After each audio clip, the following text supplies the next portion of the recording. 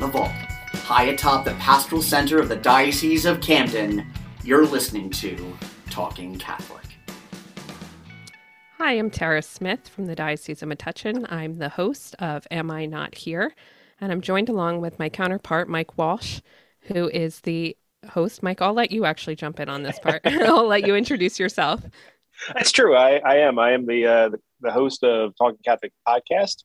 And you and I actually represent both South Jersey and North Jersey. I on the beautiful southern end and you on the lovely northern end, you in the Diocese of Metuchen. And we're having a sort of an emergency crossover podcast today. This is unique. We just had a podcast crossover at the end of 2021. It was a little bit more fun. We always like having you and Jerry, your co-host, on, and I know my co-hosts love to chat with you guys. But this is a special one because it's a rather there's a sense of urgency to what we're going to talk about today. So first of all, Tara, thank you very much for joining me for this. I really appreciate that. Sure. I wish it was under better circumstances, though. Isn't that always the case?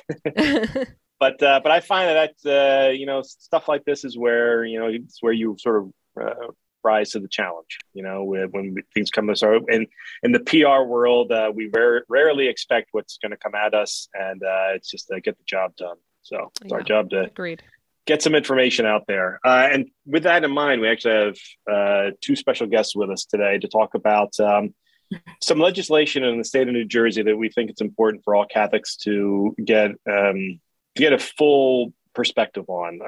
Certainly in the federal government, particularly with relation to the Supreme Court, we've heard a lot about some abortion court cases that are coming to a head very soon, expected this year, probably no later than May. We'll hear some results. But in the state of New Jersey, there's actually quite a bit of legislative action going on as well, where they're trying to codify pro-abortion protections in the state of New Jersey. So we asked two of our learned colleagues to join us, and I'll introduce the first one. With us today is Jim King, who is the Executive Director for the New Jersey Catholic Conference. Jim, thank you for joining us. Thank you, Mike, and it's an honor to be here for the first time as an NJCC representative on this podcast. I, follow your podcast, and I was always very envious of your guests. So, unfortunately, as Tara said, I'm sorry it's under these circumstances, but it truly is an honor to finally be invited onto your podcast. Well, I tell you, once you get the first invitation, the next ones come quite quickly. As Tara just recently found out, they come just weeks later. I can attest to that. That's true. Okay. Well, that would not bother me in the least. I'd be happy to jump on anytime you need somebody. So I just hopefully I don't flub it up this time. No, I'm quite confident you're going to be great. And Tara, who's our other guest? So we have Jennifer Ruggiero with us. She is the Secretary for Family and Pastoral Life. She actually holds dual roles in our diocese, in the Diocese of Metuchen. She is also our Director of Human Life and Dignity, and I consider her almost a third podcast co-host for us because she's on so frequently, because she's just so knowledgeable in so many areas. And Jerry, my co-host for Am I Not Here, frequently calls her a household name because she is such a big voice in the pro-life movement here in New Jersey. So we're thrilled to have her here with us to talk about, these impending issues. Thanks for having me. And I have to concur with Tara said. I'm nowhere near the Diocese of Metuchen for most of my life, and Jennifer's reputation goes far and wide as one of the principal voices of the pro-life movement in the state of New Jersey.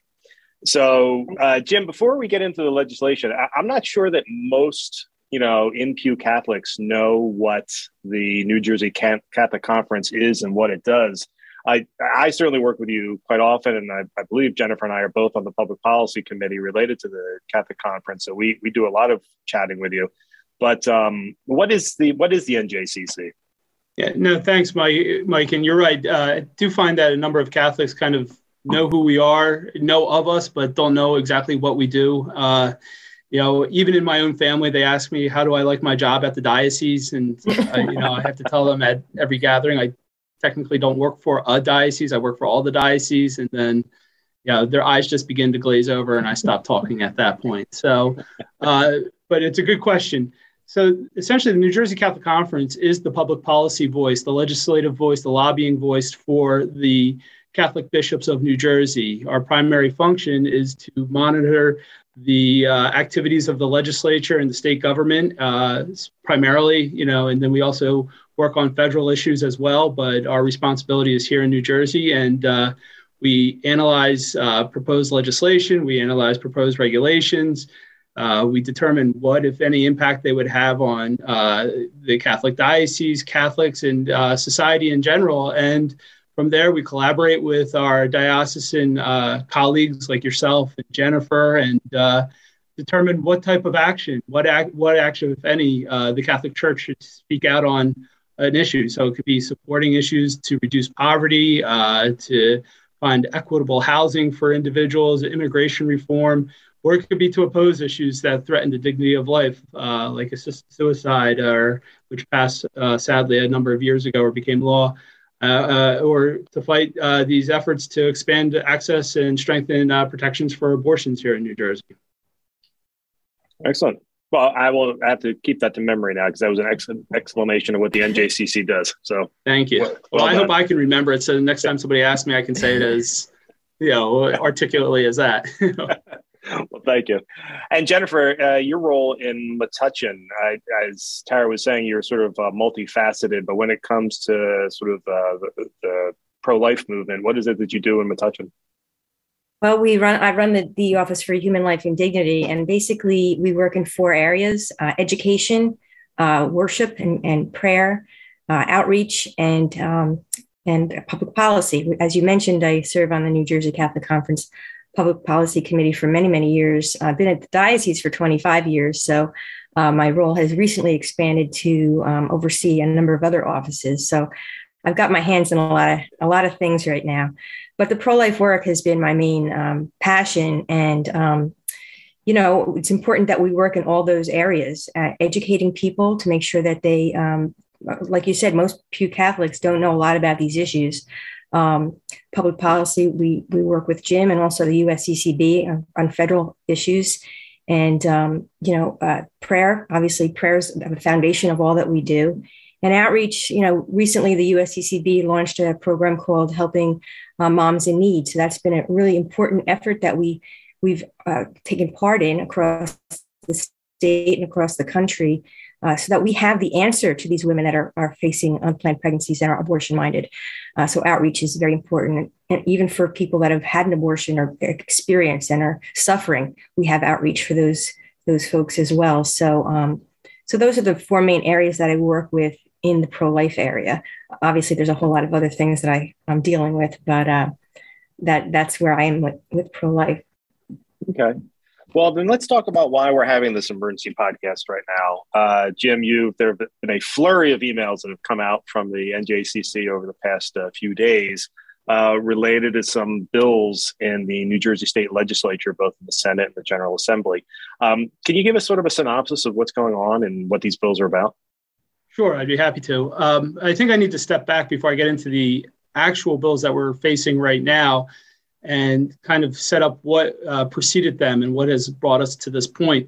I think most Catholics know, most people know in New Jersey for the last 2 years, the New Jersey legislature has been considering a bill called the Reproductive Freedom Act. And it's one of the most egregious abortion bills that has been introduced in the United States. It far exceeds more recent legislation that has been passed in other states. New York and Virginia come to mind first, in terms of what it would do, the threat it would pose to the unborn and to the dignity of life here in New Jersey. The bill was essentially guaranteeing the right of abortion for anybody that comes to our state, paid for with state tax dollars, mandated that the child in the womb has no independent rights of the mother. It was just a whole host. I mean, I could probably take up 2 podcasts going through the more extreme provisions. It had an insurance mandate that required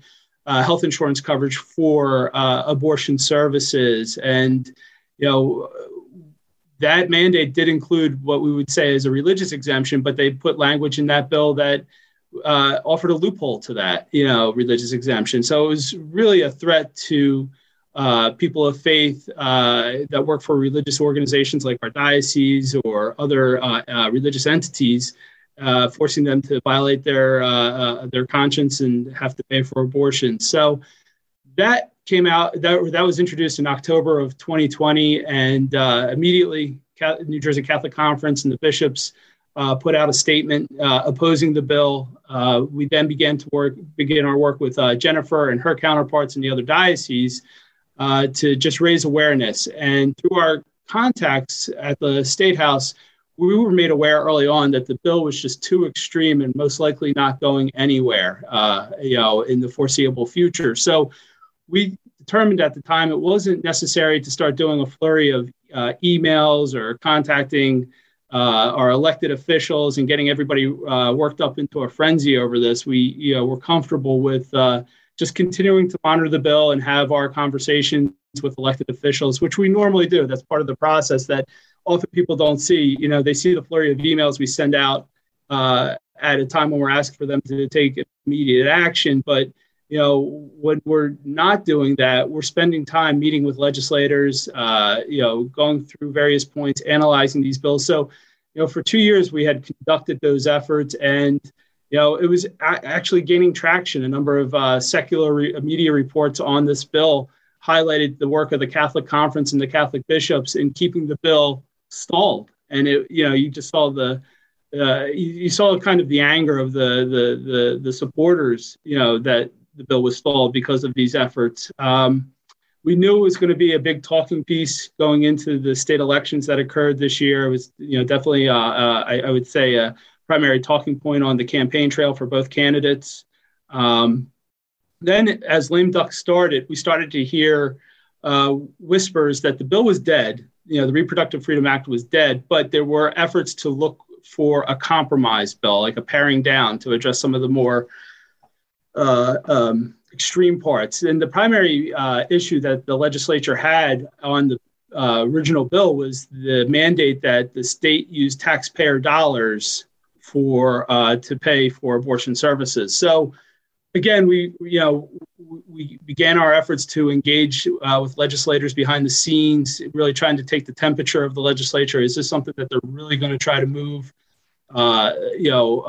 quickly? Up until, I would say, Monday of this week, we were led to believe that although the negotiations for a compromise bill were happening, that there was a very low probability that the bill, they would reach a compromise in time to pass it before the conclusion of the legislative session, or what everybody knows is a lame duck, the lame duck session, and that it would probably be reintroduced next legislative session and occur closer to when the United States Supreme Court ruled on Dobbs in May or June. So, our thinking as of this week was to prepare our efforts for the next few months and really see what can we do better, how can we address these issues with the legislators, and really kind of focus on May and June. Then around, I would say, Tuesday night, we really started to hear an uptick in chatter that negotiations were close on this bill. And at that point, we started beginning our own internal process. We didn't have a bill, at that point to really analyze or focus on. We just had some broad strokes that it was going to be pared down, and the more egregious provisions were going to be removed. But as with anything in legislation or legislative work, the devil's in the details. So we weren't going to rest comfortably, thinking, oh, we'll wait and see what happens. So we started again to make sure that legislative leadership over in the State House knew our concerns. We started making contact with them. And then I would say Wednesday night is when we got official word that the legislature had come to a compromise, and they came to agree on a new bill, which is S49 A6260. And instead of the Reproductive Freedom Act, they're calling it the Freedom of Reproductive Choice Act, which is, I'm trying to think of that term my father always used. Was it something by another? Yeah, same thing by another name. So, yeah, right. Now, the disturbing part of this whole situation is Wednesday night, they announced that they have a compromise. Yesterday was the last day for the legislature to hold committee hearings, and there were only a handful of committees scheduled to meet. Senate Health was one, and then in the Assembly, which is often considered the lower house, the General Assembly, had appropriations. So we were thinking, well, would they just put it in Senate Health, and how are they going to make this work? Because the typical process for a bill, and if I can just kind of go off on that for a little bit, just to give people a better understanding of how the system's supposed to work. You'll get an announcement that there's the intent to introduce a bill to address a particular issue. The Senate and the Assembly have to meet in what they call quorum. So that's where they get together, they debate a bill, they decide whether or not they're going to introduce it, and then it'll be officially introduced in quorum. The bill will then be assigned to a committee. It'll be published. There'll actually be time to look at the draft of a bill, analyze the legislative language, and determine what is it doing, what harm could come about. And then, the committees will post it for a hearing. Public will have an opportunity to talk on it, to debate it, and then the committee will decide whether or not to advance the bill to a floor vote, or to hold the bill, or transfer it to another committee. I've seen this process take years, take months. I've never seen it go as quickly as what the legislature is attempting to do with this particular bill. They announced the compromise on Wednesday night. Quorum was scheduled for both. This quorum meeting was scheduled for both the Senate and the Assembly at noon for the Senate yesterday and 1:00 for the Assembly on Thursday. Senate Health was scheduled to meet at the same time as the quorum call to, officially introduce the bill. Assembly Appropriations, which again was the only Assembly committee meeting that day, and was really the only committee they could put it in to get it to the next step, which is the full floor vote, was meeting at least 2 hours before the Assembly was scheduled to meet for their quorum. So I don't want to confuse people, but it was just the parliamentarian rules that they follow were just not being adhered to, at least in our opinion. We went to Senate Health. We prepared testimony. When I say we, the New Jersey Catholic Conference, we were ready to testify in opposition of this new bill, but we still had not seen any legislative text. It was not posted. No one had seen it. I actually talked to a couple of legislators on these committees yesterday, and I said, we'd like to see this bill. And they all said, so would we. Wow. So even the legislators who were on the committees hadn't seen the bill. So both committees actually ended up completing their preset agenda. And I should mention, I'm sorry, I left this out, but I should mention that technically you're supposed to give 5 days notice to the public that a bill will be considered in a committee. So, we weren't even given 5 days. We were lucky we got almost 12 hours. But in any case, both committees went through their agenda that they had previously announced. They recessed. And for about 6 hours, I would say, close to 6 hours, there were ongoing negotiations because they still could not settle on the legislative language. Both committees reconvened at around 6:00 last night. A bill was finally made available to the members as well as to the people still in attendance to the committee hearings. I have it right here. I'm still going through it. It is much, it's smaller than the original bill. It's 4 pages. The original bill was somewhere around 50 pages. So wow. They've pared it down. We testified as well as other pro-life organizations in the state, New Jersey Right to Life, other religious groups, and they cleared the bill. And again, members of these committees were sitting there saying, we're just getting this bill. How can we vote on it to clear it and advance it to a floor vote? But it made its way through. It's now we anticipate that it will go before both houses on Monday, which is their final voting day of this session, for a full floor vote. So that really spurred the flurry of emails. We had done a ton of work prior to the committee hearings to get our resources as best we could in place to alert people of this, alert them of how quickly the legislature is attempting to do this, and to get them to call their elected officials, their senators and their assembly members, to let them know not to vote for this, at least by the very fact that how quickly this is being done. It's just unheard of. So that's where we're at right now. So Jennifer, for the rank and file in a situation like this, what's our hope that people will do, in the churches, in their homes, in the towns and communities? Well, at this point, all we really can ask them to do is get on the phone or email, do the action alert, contact your legislators and do it immediately. And tell your friends and your family members to do it as well. As Jim said, we did a lot of legwork over the last couple of years with this. It was introduced back in October of 2020. And immediately we started to work across the state on trying to educate people, because it wasn't the time to pull the trigger on the action alert. As Jim said, they were monitoring it very closely. Most people have no idea, the intricacies of these kinds of pieces of legislation. So we put together a webinar. We encourage people to have parish meetings and, discuss this Reproductive Freedom Act. We tried to have prayer events around it. So we've been doing a lot of work all along.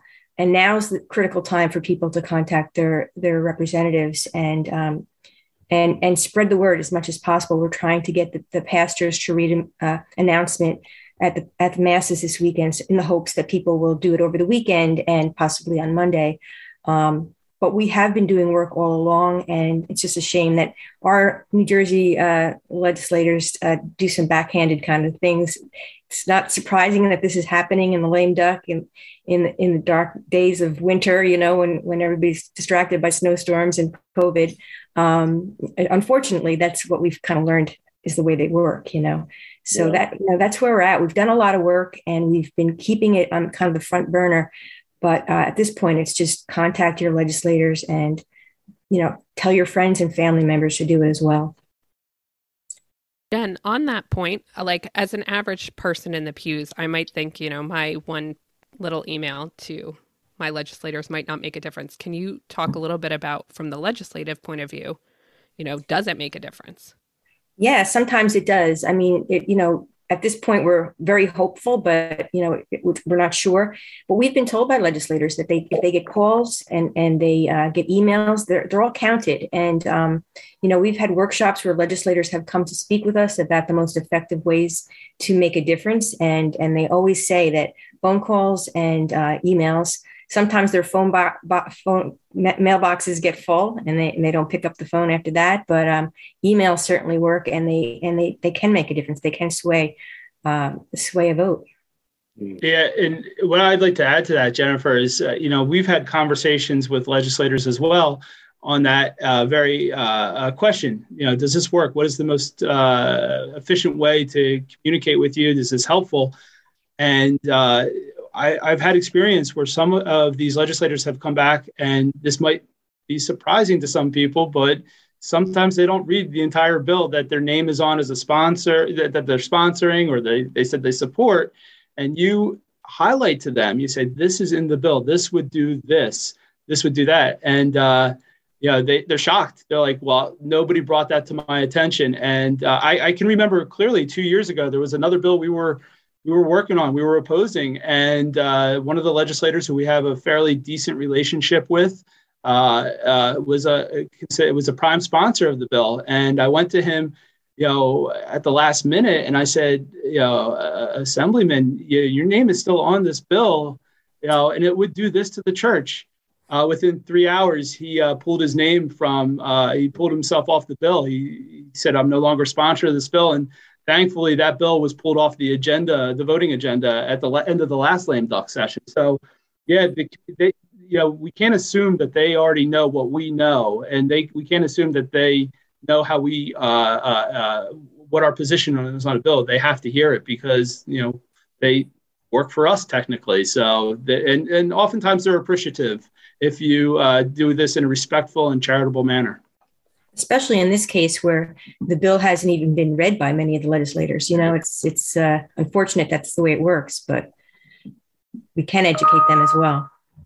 Yeah. I'm curious over the last 25 years, Jennifer, with regard to what you've been working on, how has things changed in terms in New Jersey with related to the pro-life movement and the reducing of restrictions to get an abortion in the state of New Jersey? We have not had a lot of success with the abortion issue, but we fought many pro-life issues. I think it was 12 years or so that we fought against the assisted suicide bill. That was a heck of a road. I started back in 97, I believe. And one of the first things I got involved with was with the physician-assisted suicide and educating people about that, because it was right around the time when it was legalized in Oregon. We fought the battle of stem cell research. That was a ballot issue, and we had videos shown in every parish across the state, educating people, the parishioners, about what embryonic stem cell research is all about. And we ended up defeating that ballot question. It was almost a miracle, and that was in large part due to the efforts of the Catholic Church. Another issue that we dealt with was the death penalty. Yeah. We were able to abolish the death penalty the same year as the whole stem cell research fight happened. So we have had some success. With the abortion issue, we tried to pass through a parental notification piece, and that got defeated. We haven't. One of the things that really is fascinating is that our legislator, our governor, wants to push this Reproductive Freedom Act or this compromise bill through, but we have one of the most permissive abortion laws in the country. There's really no need for this legislation because we already have such expansive abortion rights and reproductive rights. So it boggles the mind why we have to go this extra measure. But in any case, we have virtually no restrictions on abortion in our state, and that's something that the average person in the pew does not know. Most people think, if my teenage girl wanted to, have an abortion, she'd have to get my okay or at least my consent or my notification. Or, there's all kinds of restrictions that other states have, and many have enacted them over the last few years. We have virtually none. So there really isn't a need for this kind of measure at this time. But I think it's all in response to it started in October of 2020 because Ruth Bader Ginsburg passed away, and everyone was fearful about the Supreme Court, the makeup of the Supreme Court. And so now that with the Dobbs case, that was kind of, they decided that they would hear the Dobbs case back in June of this past year. Now everybody's afraid that with the conservative court that there's a chance that Roe v. Wade could either be weakened or overturned. And so that's why there's this immediate push for that to happen. So let's talk about that a little bit. We hear a lot about the Dobbs case, and I think a lot of people are expecting to, and that is not the only pro-life case that the Supreme Court is looking at this for this term. But what is it about Dobbs and the other abortion right cases that maybe people don't know about, and the reason why these are such hot button issues? Certainly, how they might affect Roe v. Wade, but can you tell us a little bit about those cases themselves? Well, I could talk a little bit about the Dobbs case. It's basically the Supreme Court decided to take, it's called the Dobbs versus the Jackson's Women's Health Organization. And basically in Mississippi back in 2018, they passed a law called the Mississippi Gestational Age Act, which basically bans abortion after 15 weeks. And so it immediately was challenged in the court, and it was, not enacted. And so the Supreme Court this past June decided to take it up. And basically the question before the court is whether or not it is okay for a state to limit abortion prior to viability, which is basically the point at which a baby can live outside the womb, and survive. So that's the question before the court. It's, the oral argument started on December 1st, and we're expected to hear a decision sometime in June of this year. And so there's a big concern that due to the makeup of the court, that they could make a decision that would turn the decision about abortion rights back to the states. So in other words, it wouldn't be that all of a sudden abortion would be banned across the country. It would just turn the decision back to the states. Now, in a place like New Jersey, we have very permissive abortion rights. Other states have those restrictions. And some states, as soon as Roe v. Wade would be overturned, abortion would be banned. there's a certain number of states that fall into that category. So it's very complicated, and a lot of people don't understand, what that means if Roe v. Wade were overturned. But that just kind of, gives you a little bit of information about it. Again, New Jersey, it would just be exactly the way it is. In other states, it would be different. So, yeah. And that might, if I could just jump in, that was one. It wasn't our primary talking point, but as we were going, as we were talking about the meeting about the Reproductive Freedom Act, the line, if Roe goes, so does our access to abortion services. And I was able to take off of one of the leading pro-abortion think tanks in the United States off their website.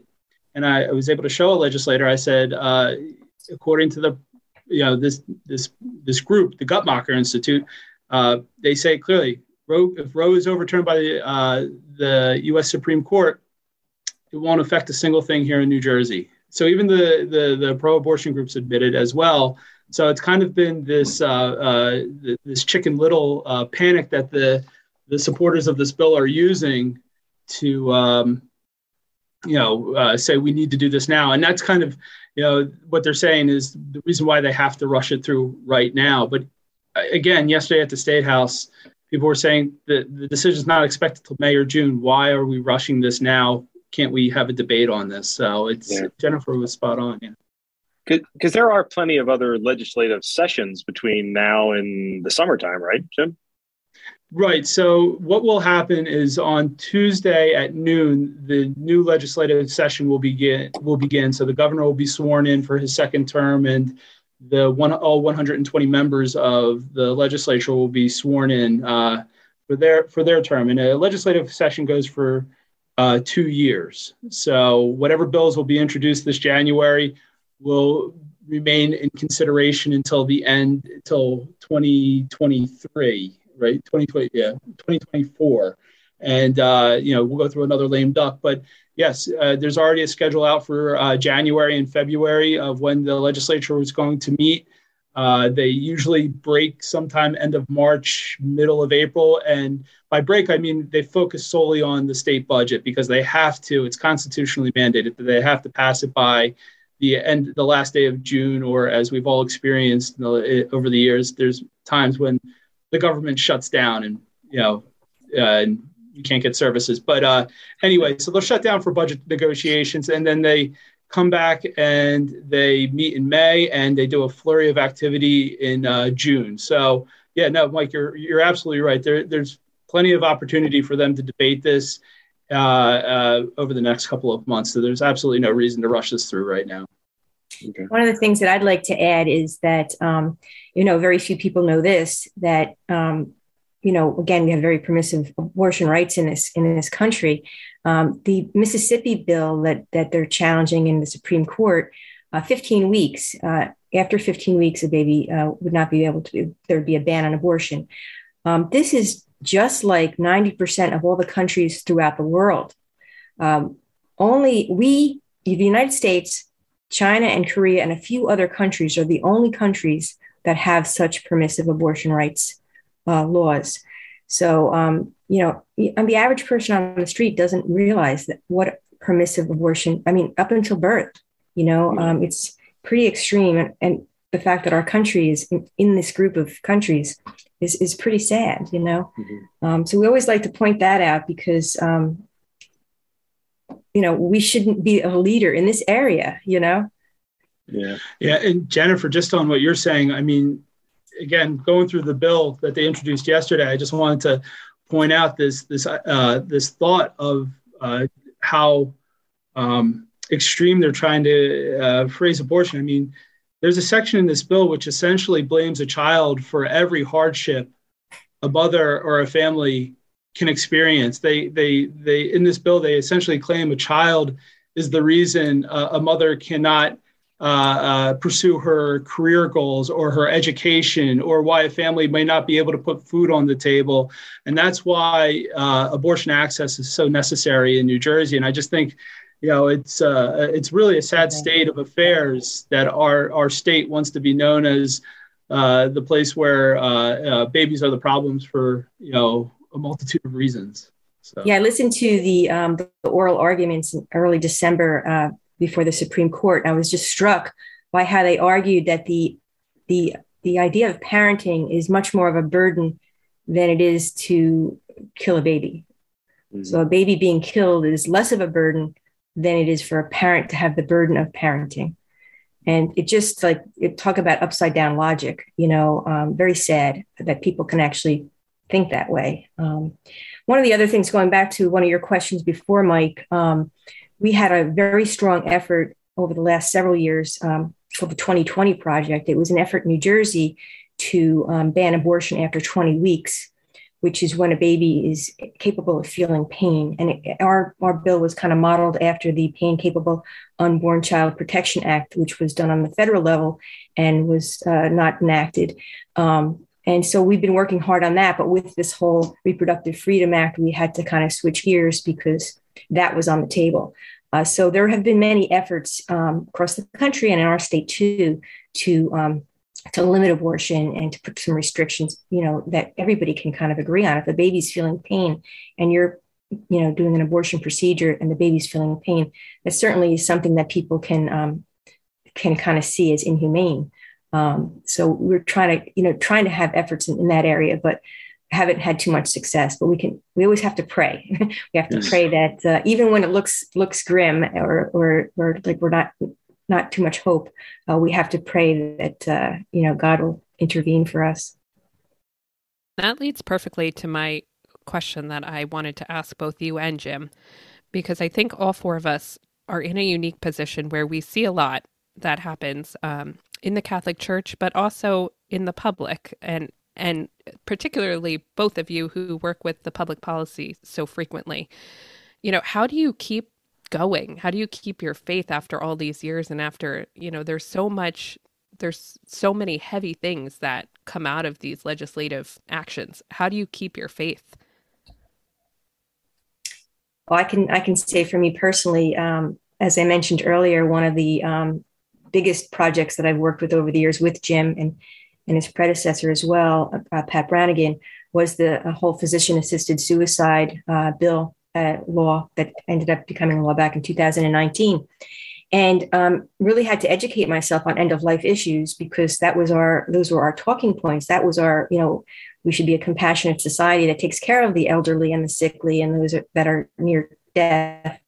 And in my own personal life, I had to experience recently, over the last few years, 3 people very close to me, my mom and dad, and most recently my aunt were struck with very serious illnesses and passed. And because I had that background, I had gained that background, and I have a strong faith, it really helped me walk that journey with them in a very beautiful way. And I was really blessed because of the work that I do. I was blessed to be in a position where I could journey with them and in a beautiful, grace-filled way. So that really has helped me where these pro-life issues really intersect with our personal lives. And the knowledge that I've been able to gain over the years has helped me in those areas. Yeah, I think I can echo what Jennifer said, not in terms of the specific experiences, but that overall, just the opportunities I've had throughout my life. And, I was studying to be a priest for 6 years. And I remember a priest who was a mentor of mine while in seminary said to me, the best you can do with your ministry is just plant the seed and allow the Lord to take over and help nourish that seed. So it was kind of his way of saying, always try to be humble and know that you're not doing your work, you're doing the Lord's work. And you do it in different fashions. You do it as a person who works on public policy. You might be a evangelizer in a parish, but you have to keep focused that you're doing the Lord's work and not your own. And I've become, I've been with the conference for about 9 years now, and 2 years now as the executive director. And I've really grown close to St. John the 23rd's evening prayer, where he essentially would visit the chapel every night and look at the tabernacle and say, Lord, I've done all I can. The rest is up to you. So I don't even wait for night sometimes. I just say it multiple times throughout the day. So, it's pretty much how I keep going, through the grace of God. And just one other personal experience I was able to have that was just so joyful for me, having worked on the beginning of life issues for all these years. I was blessed to be in the delivery room when my first and second grandchildren were born. And I had 4 children of my own, but you don't watch that happen. You're kind of in the experience. But I was in the delivery room when my first grandchild was born, and I couldn't talk for a week. I was so stunned by the whole experience. What a blessing, what a miracle, and everything that I've worked so hard for over the last years just kind of just came spilling out that day, because life is just so precious, especially when it's vulnerable. And I got to see that firsthand, which was great. Yeah, I have to agree with you. I had a similar experience when my son was born almost 14 years ago. I've always been a pro-life guy. I've always had an appreciation for it, and certainly I had an appreciation for parenthood as well. But there was a changing moment that occurred when you actually were in the room and saw what had happened, and that realization that life forms. But for me, I actually recall that it happened a little earlier than that too. Was when we went into, I don't know if it was the first sonogram, but maybe the second sonogram, and it might have been the first. I can't remember now. It was the first, because I was amazed. I was looking at the sonogram, and it was a 3D and video sonogram. It wasn't just a still shot. And seeing him moving around like a little worm inside of my wife's belly at like 3 months at that point, probably.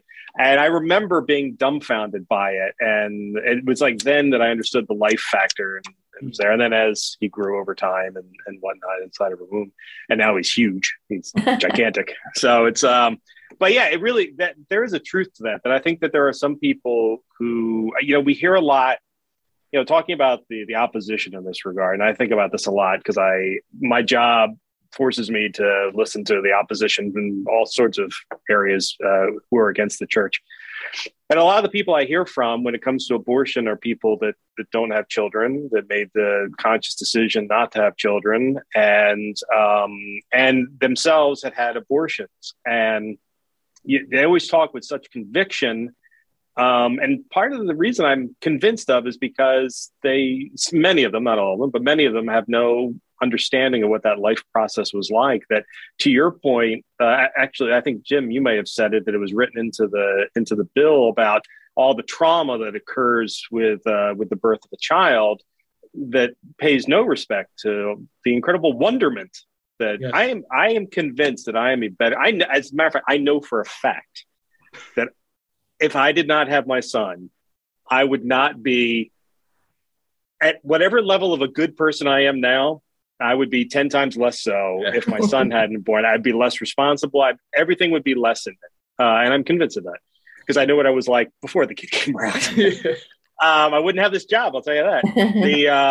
And I think there's a lot of power there. And I don't think that element of life is ever given its proper argument or proper acceptance by the opposition when it comes to the pro-life movement. There's always this just one other thing, Jennifer. There's always this expectation that this is going to somehow make life harder on a person. And that's not to say that there isn't difficulties that come with parenthood. There absolutely are. And that sometimes it's a limiting effect. And that's true too, but that is not necessarily a bad thing. And it's so hard to get people to understand that sometimes. Yeah, I always, whenever we talk about the abortion issue, it's so imperative that we bring up the fact that many, many people, I think it's 1 in 4 women by the time they're 40, or maybe even 1 in 3 now, have had at least one abortion. So there's so many people, like you spoke about, a lot of the people that are on the other side of this issue have had an abortion and are hurting. And so they're lashing out in support of this for whatever reason.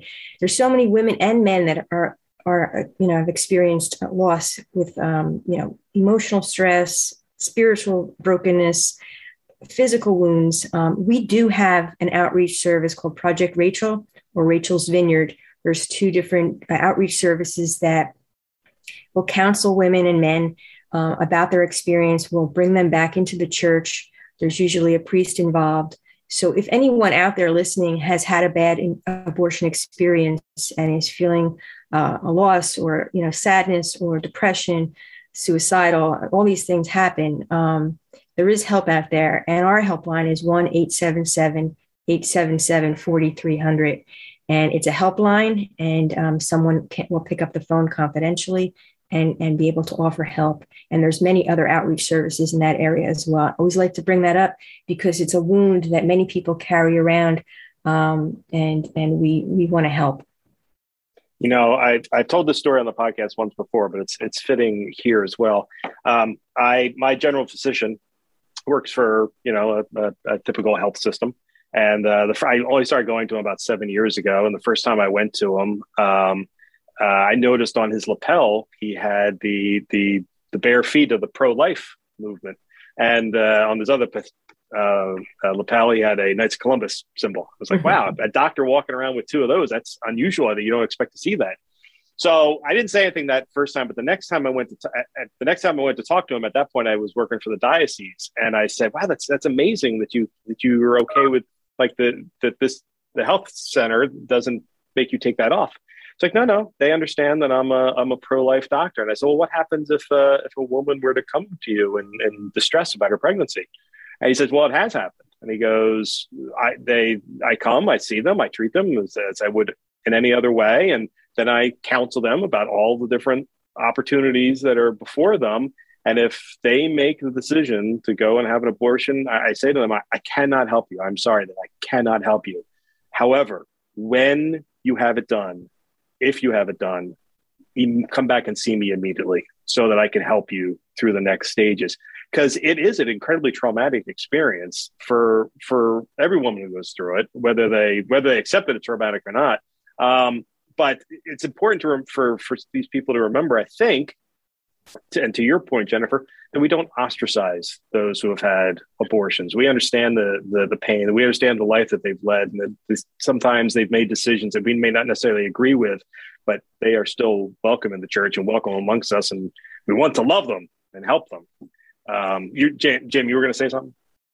No, Mike, I was actually thinking about what you were commenting on in terms of being a father, and it sparked a memory for me. I remember prior to being married, you know, the group of guys I was hanging out with, this is after I left seminary, so this isn't in seminary. I want to make that, you know, clear before I go into the story, but you know, we would go out on our Friday night and do our Friday night things at, you know, various bars and everything. And I remember overhearing a conversation between two of my buddies, and they were actually sharing stories about how many abortions they've paid for, you know, with different women they were with. Wow. And I didn't say anything, you know, at that moment, but it got me thinking as to, you know, the other side says this is a women's issue. Men should just, you know, stay to the side or support it.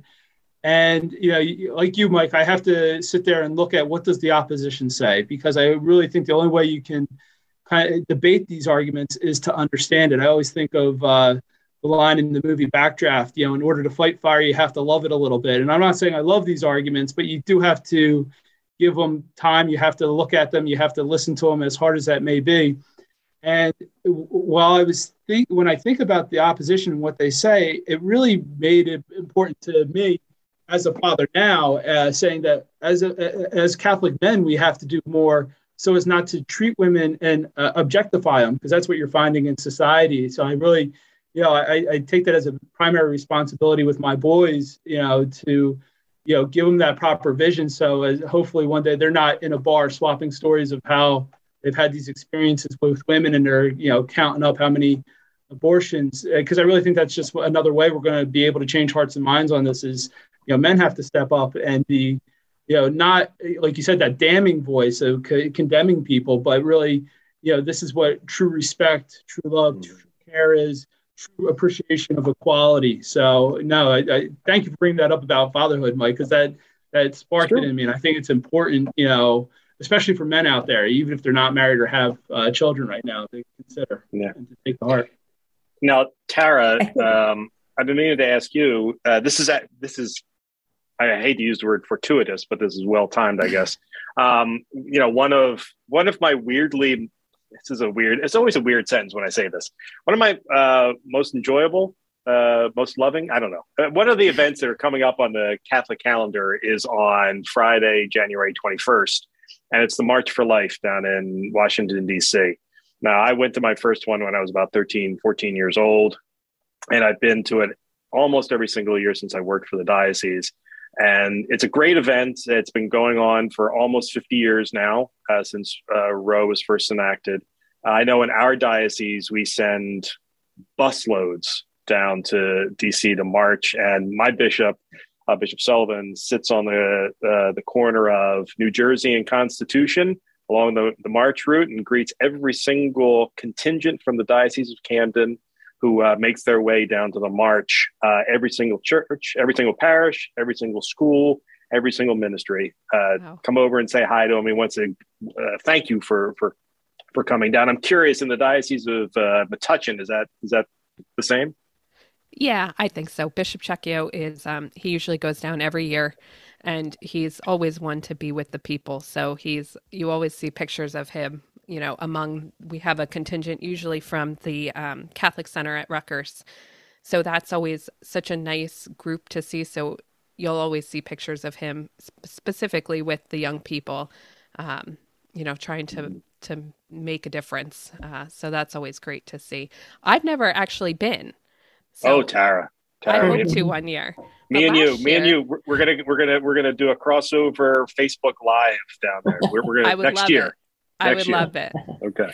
And you're not too far. It doesn't conclude too far from the Dubliner, which is so true. Watering hole. So that's like the cherry on top of the sundae.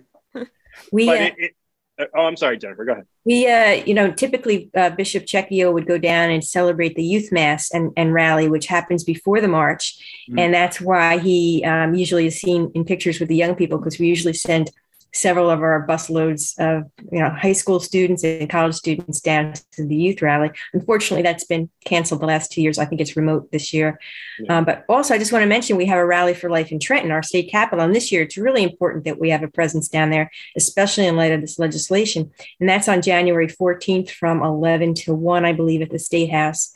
And Bishop Checchio will be doing the opening prayer and some opening remarks at that event. So another opportunity for those who can't get to Washington because of COVID or whatever. Yeah. And, if you can't make it to DC, and if you can't make it to Trenton, and Jennifer mentioned this earlier, the power of prayer is very important. And having these conversations with your family and friends and talking to people in the opposition, I dare say that certainly outside of my work life, most of the people I interact with are probably the pro-abortion crowd. And I do my best to always give the Catholic and the Christian and the pro-life response to that. Typically what you'll hear from the other side is, you just believe in a restrictive life for women. And I'm like, no, that's not the case at all. And I can prove it, because you walk to any rally and you're going to see that most of the people there happen to be women. You go to the March for Life. One of the most beautiful things about the March for Life is just how many young people are there. It's not the demographic that I think a lot of people think of as pro-life. It is the people who are young and vibrant and have their entire life ahead of them, and they want to live it fully. And they want to live in a society that embraces life. Right. I could just add to that half the babies in the womb are little girls. That's right. Yeah. We really like women in the Catholic Church. People have to really start to understand that. Mike, I heard somebody once say, it was a Protestant minister that I was working with on something. He goes, "You're the only organization that I know that gets accused of misogyny and deifying a woman at the same time for your belief in Mary. So the only institution that hates women, but also treats women like gods." That's right. Well, I've actually been trying to convince our managing editor to do a story soon about women in Catholic leadership positions, like Jennifer, like Tara, and to really kind of talk about that a little bit. And that's a conversation for a different day. But I bristle whenever I hear that the Catholic Church or pro-life entities are anti-woman, when the reality is we could not have been more pro-woman. And to your point, Jennifer, a lot of times you'll hear, "Oh, well, if you're pro-life, why don't you do anything for the kid after he's born?" I'm like, yeah, that's exactly what we do. That's anywhere we can, everywhere we can. So, Amen. Well, thank you all for joining the podcast. Tara, thank you very much for being my co-host today. I really do greatly appreciate that. Jim, I promise we will have you on to future podcasts. Jim has been on me for years now to have him on the podcast, and I have been derelict in my duty to get him on. So Mike. I appreciate the opportunity anytime. It's a pleasure to be with you. All right, everybody. And the marching orders to everyone listening is, go to the NJCC website, which is, by the way, Jim, what is the NJCC website? njcatholic.org is our website. And they can also find us on Facebook under New Jersey Catholic Conference. So like and share and spread it out on your social media feeds, please. And you can find the action items there to get in touch with your legislature. So Thanks a lot, everybody. And everybody have a great week. You Thanks, too. you too, You Mike. too. God bless.